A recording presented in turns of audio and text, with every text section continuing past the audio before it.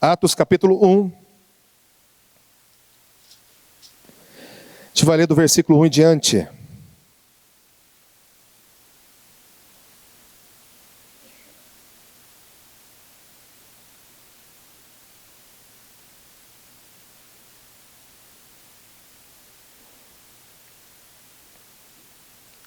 Amém? Diz assim a palavra do Senhor.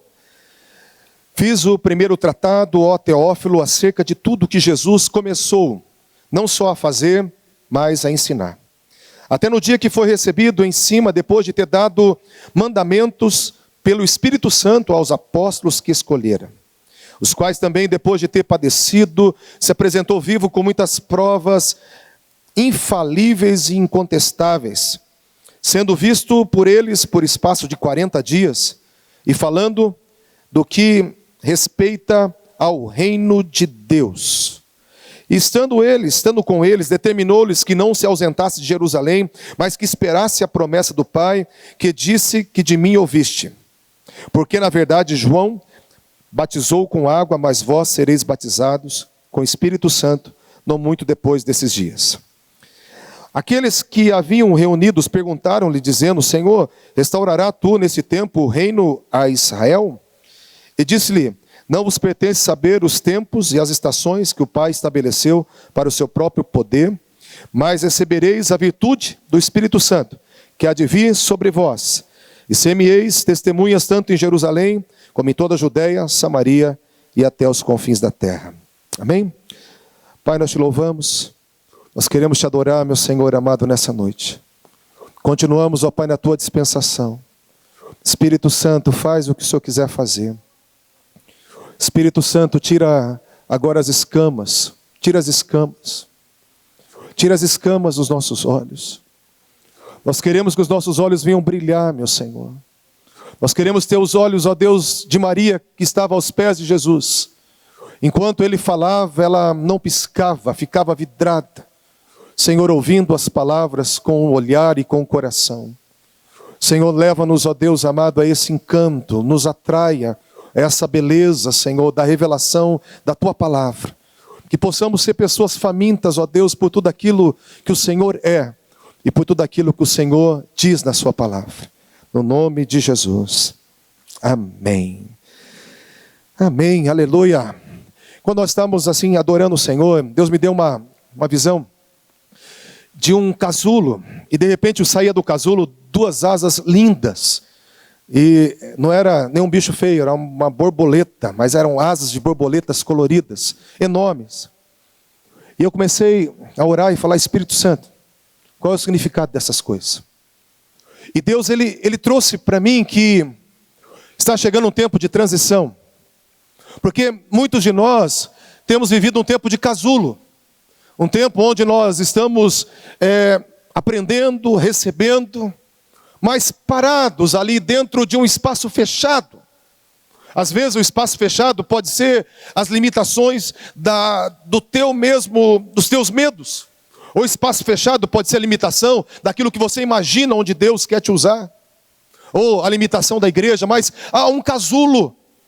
Mas esse casulo vai ser rompido no nome de Jesus. E não só essa mudança vai mudar totalmente a tua vida, a minha vida e essa igreja. Eu quero que você entenda que Deus, ele tem uma metamorfose gigante para fazer neste lugar. E quando eu vi aquelas asas, eu comecei a escutar um barulho de muitas vozes. E eu perguntava: Senhor, que vozes são essas? E ele falava que eram vozes de oração. Mas eram muitas vozes, era bonito de ouvir.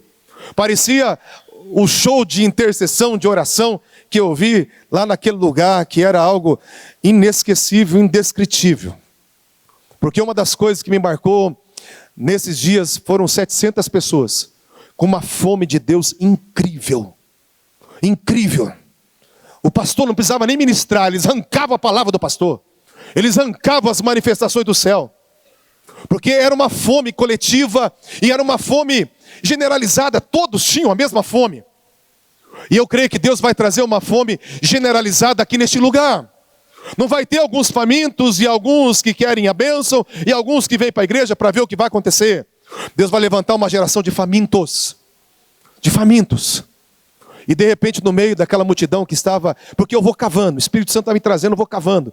E eu fui cavando, eu escutei aquele barulho de oração, e de repente eu escutei uns gritos, uns brados, sabe uns caras doidos que dão uns gritos assim?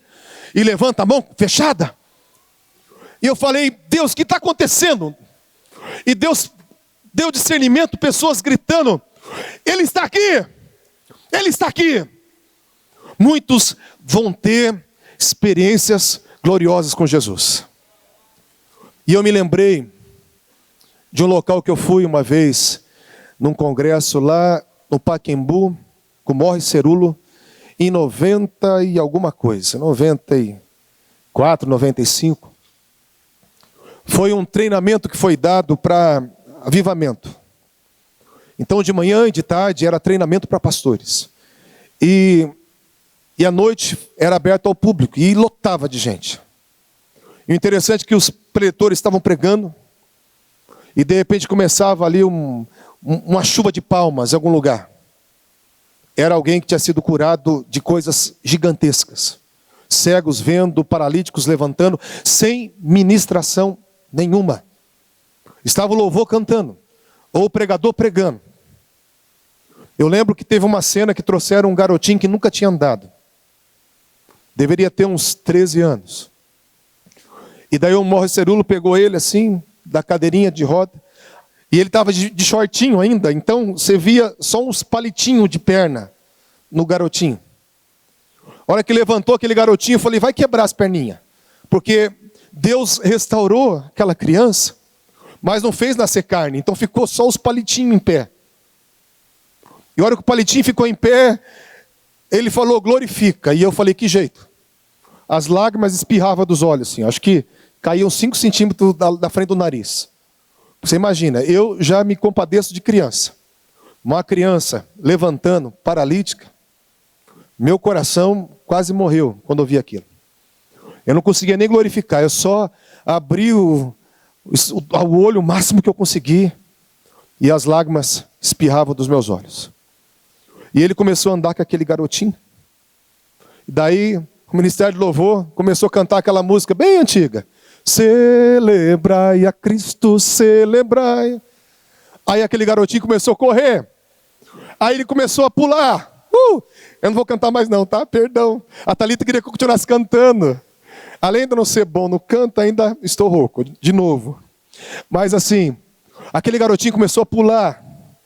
E eu falava, vai quebrar a perninha dele agora. Mas não.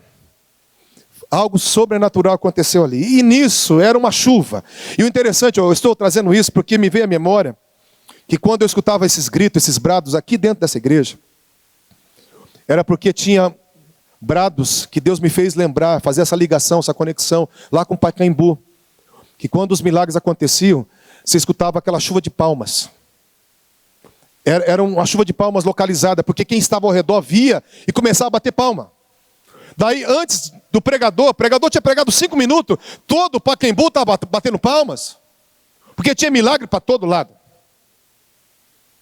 E o Deus do milagre vai fazer de novo.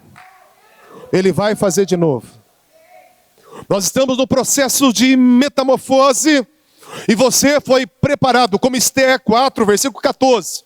Será que não foi para esse tempo que Deus te sustentou, que Deus te guardou, que Deus tem poupado a tua vida e tem ensinado você, e você está vivendo esse tempo, essa realidade? Será que não é para esse tempo que você vai aparecer no cenário, para ser um homem de Deus, uma mulher de Deus que vai fazer história?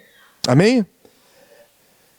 Atos capítulo 1, aqui vai falar que Lucas estava escrevendo, relatando para um amigo de Deus, chamado Teófilo, as coisas que Jesus começou a fazer e a ensinar. Que ele começou a fazer e ensinar. Esse versículo é muito forte, porque é os atos dos apóstolos, os atos daqueles que foram comissionados, que receberam a grande comissão do ide. Portanto, ide por todo mundo, pregar o evangelho a toda criatura. E eu pergunto, quem foi comissionado? Só os apóstolos? Só os 12? Todos nós fomos comissionados. Amém, queridos? Então, Jesus aqui fala que só o que Jesus começou a fazer é ensinar. Por que só o que ele começou? Porque ele não terminou. Ele continua os atos dos apóstolos. Os atos dos apóstolos continuam através da igreja, através de mim e de você. Há um livro que continua sendo escrito, há um memorial diante do Deus vivo, onde Deus escolheu você, chamou você para continuar os atos dos apóstolos. Porque ele só começou, e ele continua esse livro, através de mim e de você. Nós somos os personagens principais, os protagonistas, que vão escrever e vão continuar escrevendo o livro de Atos. E Jesus conta com você. Eu quero que você, nessa noite, eu não sei nem que eu vou pregar, mas eu quero que você, nessa noite, entenda que Deus, Ele conta com você. A coisa mais forte que eu ouvi nesses dias é que Deus está esperando a gente. Deus não está assim pronto para soltar algo apenas porque é um tempo, é um kairos que está sendo alinhado. Não, Deus está esperando a gente. Está esperando cada um de nós acreditarmos em quem nós somos. Acreditamos naquilo que está escrito na palavra. E o interessante é que Jesus fala aqui que ele ficou 40 dias pregando e ensinando as coisas acerca do reino de Deus. Ele ficou 3 anos e meio falando sobre o reino de Deus, e ele ficou mais 40 dias dando um intensivo de reino de Deus, reino de Deus, reino de Deus. Longe de mim fazer uma ministração extensiva sobre o reino de Deus, mas eu quero trazer uma característica do reino de Deus. Uma característica do reino de Deus. Porque o que é o reino de Deus? O reino de Deus é todo território, todo lugar onde o rei Jesus, triunfantemente, está agindo, governando e implantando o seu domínio. Isso é reino de Deus.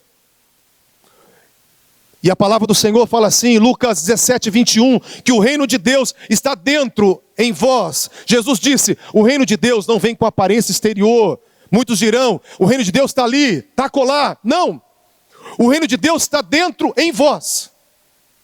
Dentro de mim e dentro de você está o reino de Deus. Mas Jesus precisou ficar 40 dias para fazer com que essa verdade entrasse dentro deles. E eu quero trazer uma característica do reino de Deus. O reino de Deus tem uma característica muito especial. Tudo o que o Espírito Santo faz, tudo o que o Espírito Santo dirige, tudo que o Espírito Santo guia, tudo que o Espírito Santo realiza, aí está o governo do reino de Deus. Vamos ver essa verdade com alguns versículos. Mateus 12, 28, Jesus ele falou, se eu expulso o demônio pelo Espírito de Deus, é consequentemente chegado a vós o reino de Deus. Se o Espírito Santo está dando autoridade e ele está se movendo, e através do Espírito Santo os demônios estão saindo, é porque o reino de Deus está se manifestando. Então o Espírito Santo dando autoridade para nós, e nós expulsando os demônios, nós estamos dando evidência do reino de Deus. Lá em Romanos 14, 17, o apóstolo Paulo fala assim, o reino de Deus não é comida, nem bebida, mas justiça, paz e alegria no Espírito Santo. Presta atenção, fala que é justiça, paz e alegria no Espírito Santo. Dentro, movido, direcionado, é uma justiça que não é uma justiça humana, mas é uma justiça no Espírito Santo. É uma paz que o Espírito Santo dá. É uma alegria que o Espírito Santo promove. É uma retidão. São escolhas justas que o Espírito Santo nos leva a andar. Essa justiça, essa paz em meio à guerra, essa paz em meio a caos, que é fruto da obra do Espírito Santo, é evidência do reino de Deus. Essa alegria que o cristão tem, de saber que é salvo, que está aliançado, que não depende de aplauso, nem de circunstâncias, para estar alegre. Isso é uma obra do Espírito Santo e é uma evidência do reino de Deus. Quando fala do novo nascimento, lá em João 3,5 fala, aquele que nasce da água e do Espírito. Quem não nascer da água e do Espírito não pode entrar no reino de Deus. Tem que nascer do Espírito. O ventre, aquilo que nos envolve, aquilo que se aliançou ao meu espírito e me deu vida. Isso me faz entrar no reino. É esse novo nascimento, essa regeneração, essa aliança do Espírito Santo. Então tudo que o Espírito Santo está se movendo é o reino de Deus. Também a palavra do Senhor vai falar que o reino de Deus, 1 Coríntios 4:20, o reino de Deus não consiste em palavras, mas em poder. O interessante é que quem traz o poder, quem nos capacita para termos o dunamis, o poder explosivo de Deus, é o Espírito Santo. Então onde há esse movimento do Espírito Santo, onde há essa direção do Espírito Santo, onde há a inspiração do Espírito Santo, onde o Espírito Santo está trazendo essa graça capacitadora, esses feitos do céu, essa intervenção sobrenatural, esse caráter que o homem carnal não pode ter, tudo que é gerado, que é feito pelo Espírito Santo, aí está a evidência do reino de Deus. Amém, queridos? E em cima disso fala que o reino de Deus, ele é um reino de poder. E eu penso comigo que nós precisamos nos mover nesse poder. Porque Jesus, ele falou que nós íamos ser testemunhas. Testemunhas, a hora que nós recebêssemos poder. O interessante é que a testemunha é aquela pessoa que presencia algo, que vê algo, que assiste algo e pode ir no tribunal e falar, não, eu vi isso, eu tenho essa prova. Mas quando fala de uma testemunha com poder, não está falando de uma testemunha só de palavras, ou de documentos, ou de doutrina. Está falando de uma testemunha que vai demonstrar. Demonstrar o quê? Porque na verdade é testemunho do quê? Atos 4:33 fala assim, e com os apóstolos com grande poder davam testemunho da ressurreição do Senhor Jesus. Testemunho da ressurreição do Senhor Jesus. Queridos, eu quero começar a mensagem agora dizendo que Deus, ele nos capacita com poder para a gente mostrar para o mundo que Jesus está vivo. Deus derramou o Espírito Santo para nos ungir com poder, para mostrar para o mundo que o nosso Jesus é lindo, que ele ressuscitou dentre os mortos. O interessante é que fala assim que Jesus apareceu 40 dias com provas incontestáveis. A tradução do grego é provas indubitáveis, inquestionáveis, com coisas seguras, concretas, mostrando que ele estava vivo. E em cima dessa verdade é que ele falou que nós seríamos testemunhas. Nós vamos ser testemunhas de um Jesus que está vivo e vamos ter provas incontestáveis, inquestionáveis. Nós vamos testemunhar com provas. Isso é o poder. Testemunhar com evidência que Jesus está vivo. Eu quero que você entenda que Jesus, ele ficou 40 dias falando do reino de Deus, para que o poder de Deus entrasse dentro deles, para que a fé no reino de Deus entrasse dentro deles, para que eles pudessem acreditar, porque o Espírito Santo viria para um tempo onde Jesus seria conhecido através dos apóstolos, através da igreja. E não foi conhecido em cima de palavras, em cima de pregações, em cima de canções bonitas, em cima de doutrina. Ele foi conhecido como Jesus, que o que ele fez, os seus discípulos também faziam. E nós precisamos entender uma coisa. Chegou a hora de nós fazermos o que ele fez. Chega a hora de nós acreditarmos na palavra de Deus. Amém, queridos? Eu penso comigo, se o reino de Deus é um ambiente de poder, o que está faltando para a gente?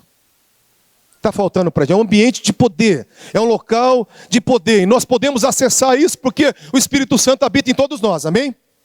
Como que a gente pode acessar um ambiente novo?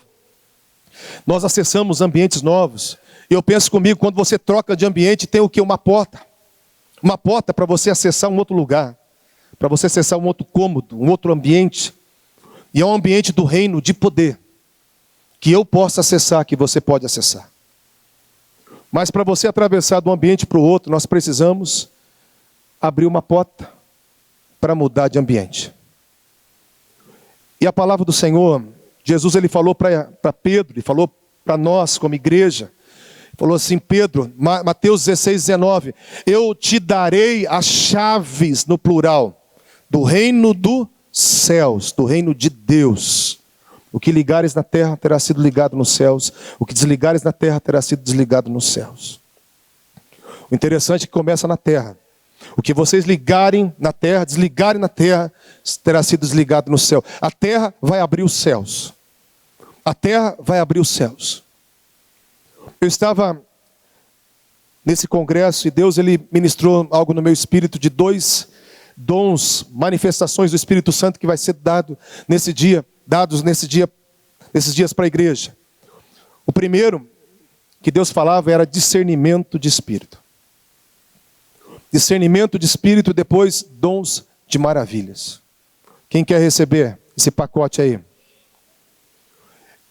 E eu penso comigo que Deus ele fala que tem chaves para você entrar esse reino de poder. Tem chaves para você acessar esse reino de poder. Mas cada momento há uma chave só. Porque nós temos que entender o que Deus está fazendo. O tempo todo Deus está falando. E o tempo todo Deus está trabalhando.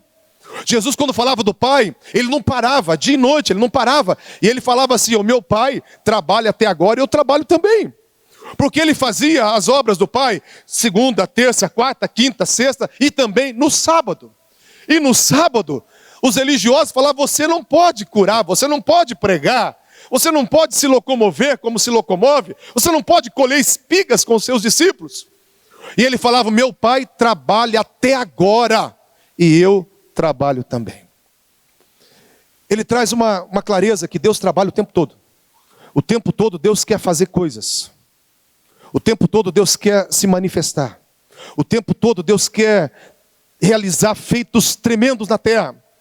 Tem um texto de Isaías que eu amo muito, 64:4, diz assim: desde a antiguidade não se ouviu, nem com os ouvidos se percebeu, nem com os olhos se viu, um Deus além de ti, que trabalha para aquele que nele espera. Ele trabalha para quem? Para quem nele espera. Então, Deus está esperando pessoas que vão esperar nele. Deus não está forçando ninguém, nunca força, mas Ele está esperando pessoas que vão acreditar que Deus quer fazer algo nesses dias. Ele quer fazer algo o tempo todo. Ele quer fazer algo o tempo todo, mas Ele está procurando pessoas que acreditam e pessoas que sejam disponíveis para Ele fazer o que Ele quer fazer. Porque Deus trabalha ininterruptamente e Ele precisa de pessoas disponíveis. Disponíveis para ouvir a sua voz, disponíveis para cair em oração. Eu quero que você entenda que aquilo que você experimentou de Deus é algo maravilhoso, mas Deus não tem só isso. O que você vive já é algo maravilhoso, não temos mérito, tudo é graça. Mas tem que bater dentro de mim, de você, uma santa inconformação. Você tem que ficar inquieto e falar: Deus, o Senhor tem mais. Deus, eu vou ser um insatisfeito, não porque eu sou insatisfeito, ingrato. Eu sou o homem mais grato do mundo, mas eu sei que o Senhor tem mais. Então eu quero mais. Eu não me conformo com a realidade que eu estou vivendo. O Senhor tem mais. Sempre as pessoas que Deus usa são pessoas que têm uma sede exagerada. As pessoas que Deus ele chama para fazer a diferença na terra são pessoas que saem da normalidade. São pessoas que mergulham mais fundo. São pessoas que não se contentam com água no tornozelo, mas querem ir às águas profundas e entrar em águas profundas. Não podemos falar: Senhor, do jeito que está, está bom. Não, não está bom, não está bom. Não está bom, nossa realidade não está boa. Deus tem mais, Deus tem algo mais profundo. E nessa profundidade tem vida, tem prazer, tem alegria. E eu quero o prazer e a alegria e a vida. Eu quero o coração de Deus, eu quero ver os feitos de Deus. E quando tiver uma geração gemendo por isso, a glória de Deus vai encher a terra, como Marcos falou, como as águas que cobrem o mar. Amém, queridos? E falando sobre abrir portas. Então, sempre nós temos que perguntar: que chave que o Senhor quer abrir agora? Qual a porta que o Senhor quer abrir agora? Discernimento de espírito é isso. Deus, o que o Senhor quer fazer? Deus, o que o Senhor quer operar? Deus, o que o Senhor quer da minha vida? É perguntar, é pegar um molho de chave e falar: Deus, o que o Senhor quer fazer? O que o Senhor tem para mim? E quando você pegar a chave certa, você entra numa dimensão de poder, do sobrenatural, onde o Espírito Santo se move. Nós precisamos entender e discernir isso. Porque a tua devocional, você vai abrir uma porta do sobrenatural. No teu trabalho, no teu estudo, você pode abrir uma porta do sobrenatural. Na conversa que você tem com o teu amigo, você pode abrir uma porta do sobrenatural. É só você entender o que Deus está fazendo, o que Deus quer que você faça, o que Ele quer que você fale. E para isso nós temos que ser pessoas que vão pegar um molho de chave, vão ser curiosos, vão falar: Senhor, eu quero entender o que o Senhor quer fazer. O Senhor trabalha o tempo todo e eu sei que agora o Senhor não está ocioso. O Senhor não tosqueneja, nem dormita. Então o Senhor não está parado. O Senhor não é um Deus parado. O Senhor é um Deus ativo. Então o que o Senhor está fazendo agora? E Ele vai falar para você: eu estou fazendo isso agora. Eu estou querendo abençoar o meu filho ali agora.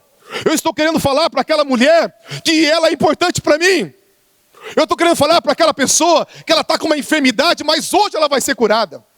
E você vai se deslocar onde você está e vai chegar para um estranho, para um conhecido e falar assim: ó, eu não te conheço direito, mas o meu Jesus falou que você está passando por isso. E você vai levar algo dos céus. E quando você abre a chave, quando você pega e abre a porta, você não precisa fazer mais nada. Porque Ele fala: eis que eu estou à porta e bato. Se alguém abrir a porta, eu entrarei. Ele vem. Quando você só consegue discernir o que Ele está fazendo, o que Ele quer fazer, Ele vem. Será que isso não te alegra? Será que isso não traz um desejo no teu coração? Eu falo que eu estava lá naquele lugar, lá do Unamis Farm. E o interessante é que eles oravam em línguas, eles ficavam ministrando e pregando, e faziam os momentos de oração. E eu achava interessante, porque eles iam orando, até que o ambiente fazia assim, um bum, e mudava tudo. Eles são os procuradores de chaves mesmo. Vão orando, vão buscando, até que bum, abre. E de repente quando abria, a gente estava cansado, doente, o pessoal ficou doente, cansado, a gente não dormia direito. Houve por causa do frio e de algumas outras coisas mais, né, quase todo mundo ficou doente lá. Mas quando abria, mudava a atmosfera, era algo surreal que acontecia. Então, falei: Deus sempre tem uma chave. E sempre tem uma porta. E a dimensão do sobrenatural está sempre acessível. É só a igreja ter discernimento de espírito. E discernir o que o Senhor quer fazer. Amém, queridos? Glória a Deus, aleluia. Eu quero falar rapidamente de um revezamento 4x4 aqui, da corrida de bastão, para nós encerrarmos a mensagem. 4 pessoas, na verdade 4 legados, até chegar aos discípulos. O primeiro é um homem chamado Zacarias. Depois é o filho dele chamado João Batista. Depois, Jesus de Nazaré. E depois os seus discípulos. O interessante é que houve 400 anos de silêncio para começar o reino de Deus. Nós vemos que as escrituras falam que Deus achou em Lucas 1, versículos 5 e 6, um casal que era justo e irrepreensível diante de Deus. Zacarias, da linhagem de Arão, e a sua mulher Isabel. Então Deus achou uma pessoa justa e irrepreensível. E através desse homem, Deus falou para ele, no momento que ele estava adorando a Deus, no turno de adoração no templo.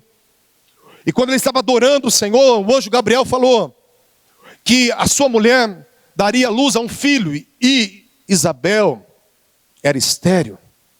E eles eram avançados em idades. Então eles não tinham condições. Mas falou: você vai dar luz a um filho. E o nome dele vai ser João. E ele vai ser cheio do Espírito Santo desde o ventre da sua mãe. Ele vai ser grande diante do Senhor. Sobre ele vai repousar o manto e o Espírito que estava sobre Elias. E ele vai converter o coração dos pais aos filhos. E o coração dos rebeldes, a prudência do justo, para preparar para o Senhor um povo zeloso. E o interessante é que ele nem creu. E quando ele não creu, ficou mudo. Zacarias ficou mudo. E ele saiu do templo mudo. E todo mundo sabia que ele tinha tido uma visão. Ele explicava que teve uma visão. Mas porque ele não creu, saiu mudo. E quando ele foi circuncidar o seu filho, no 8º dia, a palavra do Senhor fala que a boca de Zacarias se abriu quando ele precisou dar um nome para o filho. Queriam dar o nome do pai, de Zacarias. Falou, não. E abriu a boca, o nome dele vai ser João. Daí ele foi cheio do Espírito Santo, tomado pelo Espírito Santo. E começou a profetizar a respeito do que aconteceria com o seu filho. Eu quero falar, queridos, que o primeiro legado, a primeira turma, o primeiro turno, Deus levantou um casal que em algum momento foi cheio do Espírito Santo e profetizou. O segundo bastão passou para João Batista, que foi cheio do Espírito Santo o tempo todo, desde o ventre da mãe. Que tinha uma presença de Deus tão grande dentro dele, que as pessoas, quando estavam perto de João, quando ouviam as palavras de João, elas eram desnudadas, porque ele carregava tanta presença de Deus, que a presença de Deus fazia com que as pessoas confessassem os seus pecados. Todo mundo esconde os seus pecados, mas as pessoas não aguentavam, era tanta santidade do Espírito Santo que habitava nele, e tanta revelação do que estava no coração dos homens, que ninguém escondia nada de João Batista. Em 1 ano e meio, diz a história que quase 2 milhões de pessoas se batizaram lá em Jerusalém, nos arredores do Jordão. Quase 2 milhões de pessoas se batizaram. E de repente nesse batismo chega um homem chamado Jesus de Nazaré. E quando chega Jesus de Nazaré, nós vemos que ali o bastão está sendo entregue para o terceiro legado. E quando Jesus aparece e fala assim, João, eu vim para ser batizado. O João falou, não, de jeito nenhum. Eu sou menor, eu não sou digno de desatar as tuas sandálias. E eu careço ser batizado por ti. Mas Jesus falou assim, deve ser assim, para se cumprir a justiça. Eu preciso de uma cobertura, eu preciso de alguém que passe o legado, eu preciso estar debaixo de alguém. Na verdade, João Batista era da linhagem sacerdotal. Ele representava o sumo sacerdote, porque Deus não falava mais com os sacerdotes, mas já estava falando com um sacerdote chamado João Batista. E João Batista foi a cobertura espiritual de Jesus. E quando ele, naquele momento, liberando o legado para Jesus, batizando Jesus, Jesus naquele momento se tornou uma ovelha de João Batista, estava debaixo da cobertura de João Batista.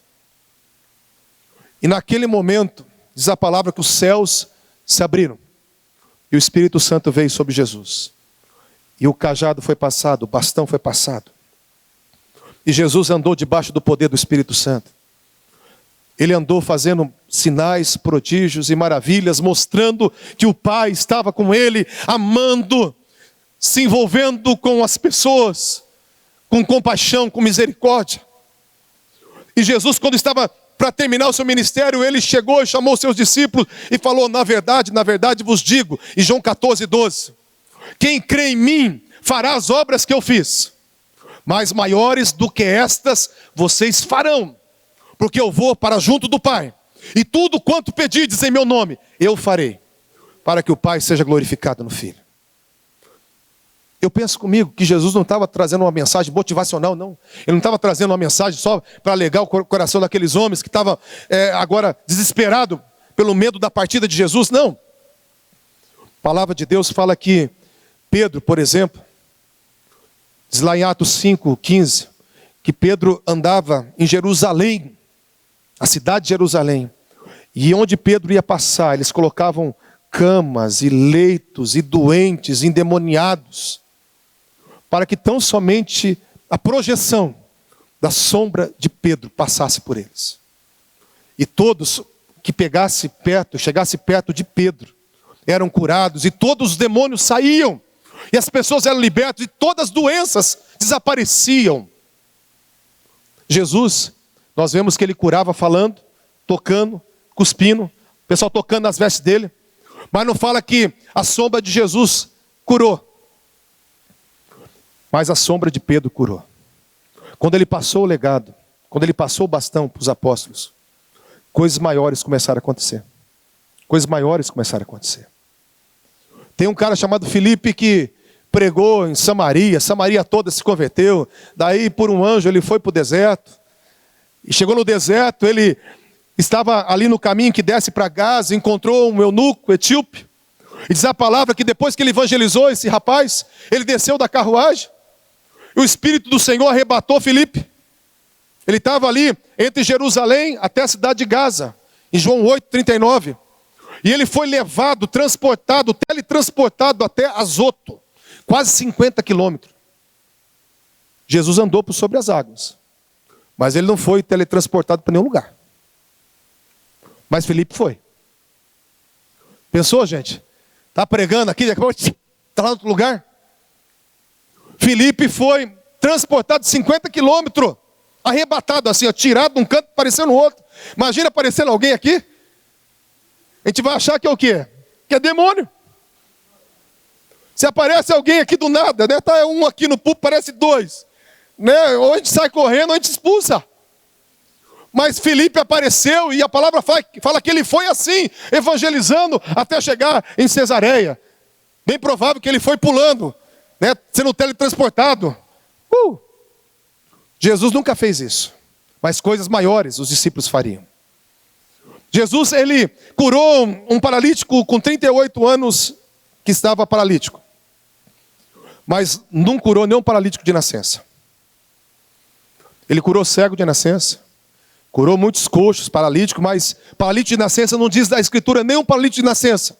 Mas o primeiro milagre que Pedro foi fazer, ele chegou na porta do Templo Formosa, ele viu um paralítico de nascença, que Jesus muitas vezes passou por ali e não curou aquele rapaz. Imagina um coxo de nascença, eu penso comigo, sabe, né, não tinha fisioterapia, então as pernas, os pés tudo torto, tudo atrofiado, nunca andou. E ainda por cima não tinha cuidado, uma pessoa dessa, porque a pessoa tinha um rótulo de estar sendo amaldiçoado pelo próprio Deus. Mas quando Pedro viu ele, pedindo esmola, Pedro falou assim, ó, Atos 3:6, eu não tenho prata, eu não tenho ouro, mas o que eu tenho, isso eu te dou. Em nome de Jesus Cristo Nazareno, levanta-te e anda. E pegou o cara pela mão, levantou ele, saiu andando, entrou no templo, e o cara entrou saltando, pulando, glorificando o nome do Senhor.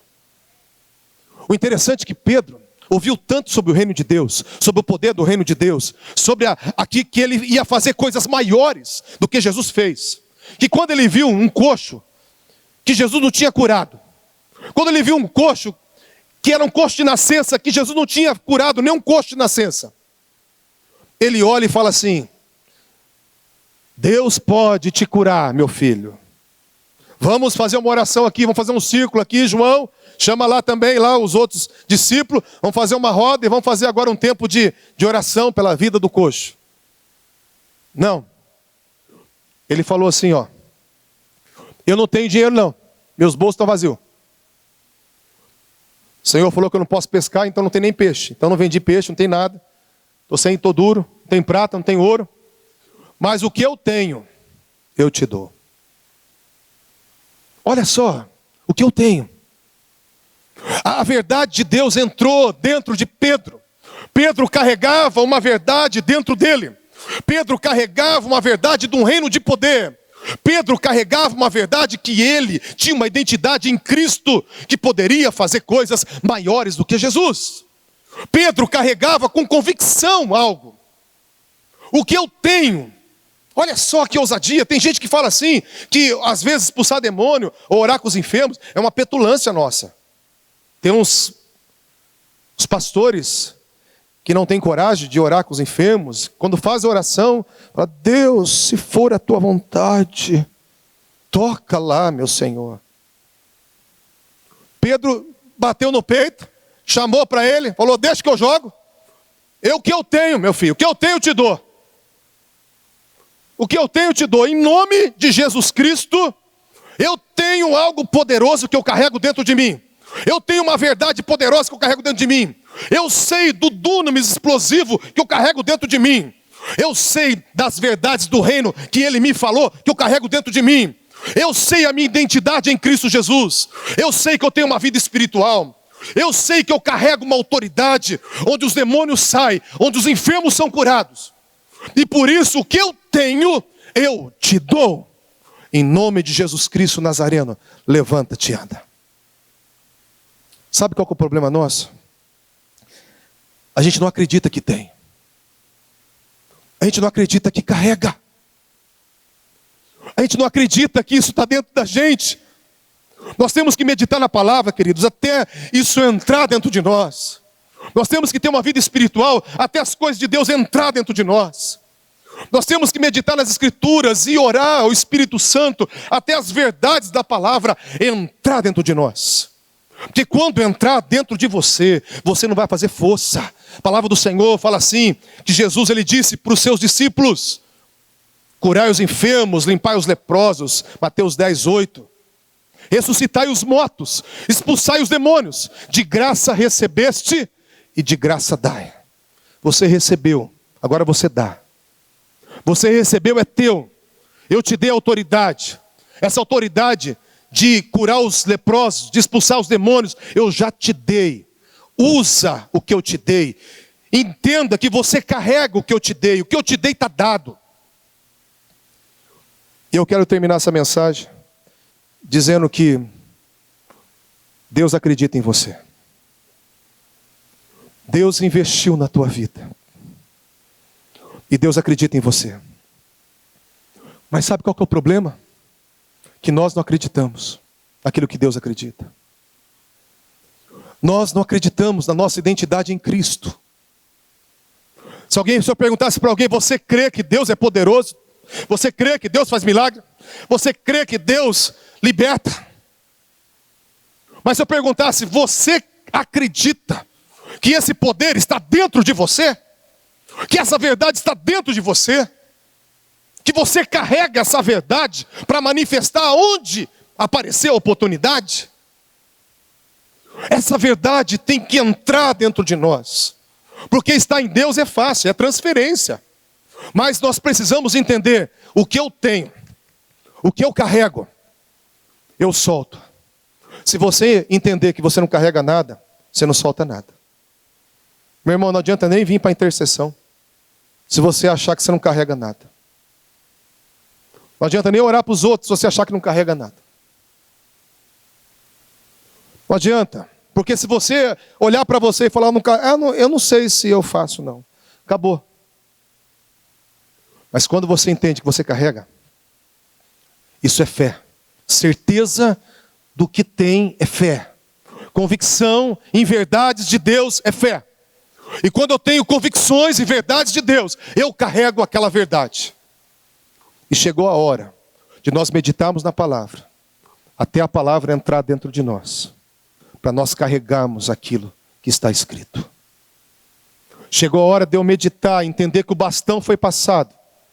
Esse bastão foi passado para os discípulos, que obras que Jesus fez nós faríamos, e obras maiores nós faríamos.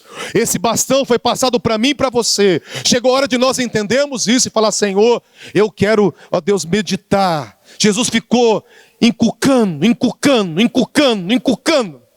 sobre o reino de Deus, 3 anos e meio, mais 40 dias no intensivo, para que as verdades do reino de Deus entrassem dentro deles. Nós temos que meditar na palavra, comer a palavra. Nós temos que mergulhar na palavra. Falar: Senhor, se o Senhor fez, o Senhor faz. Que cada personagem da Bíblia é um arquétipo. É alguém que representa a mim e a você.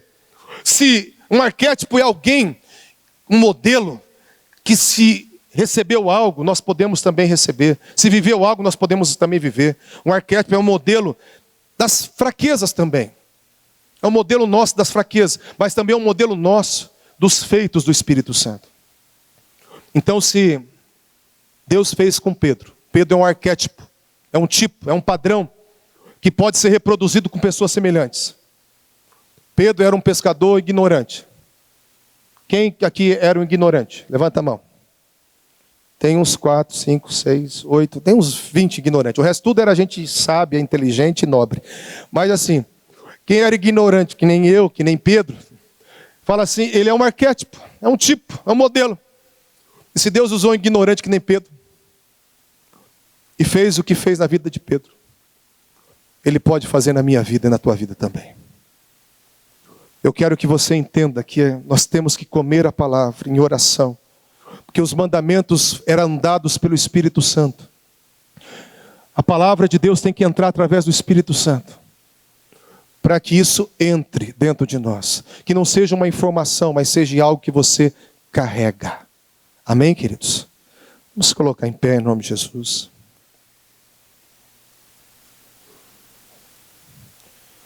Quero que você feche os seus olhos. Deus acredita em você. Deus acredita em você. Deus acredita em você. Deus acredita em você. Deus enviou o Espírito Santo porque acredita em você. Deus te escolheu, fala com os apóstolos que Ele escolhera, porque Ele acreditou nos apóstolos. Aquele que Ele escolhe é porque Ele acreditou. Eu sei que você já falhou e eu já falei inúmeras vezes, mas Ele continua insistindo porque Ele acredita em você. E Ele está com os olhos hoje na tua vida porque Ele quer que você enxergue aquilo que é teu por herança. O Espírito Santo, Ele foi dado para que você conheça aquilo que lhe pertence. E quando você estiver entendendo aquilo que te pertence, quando você entender que aquilo que te pertence está acessível a você, você vai carregar isso. E quando você carregar essa verdade, você vai ser uma bomba no reino de Deus.